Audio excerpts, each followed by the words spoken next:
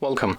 In front of me I have VIVO V20 SE, and today I'll show you how you can connect to Wi-Fi network.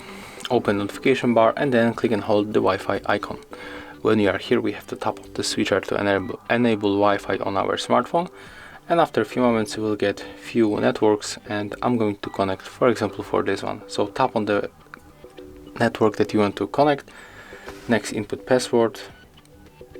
You can also click here to show password, and right now we are sure that the password that you input is correct. Click connect at the right bottom corner, and as you can see, after a few moments we are successfully connected. We can open our screen, and as you can see, there it is. So if you find this video helpful, remember to leave a like, comment, and of course subscribe to our channel.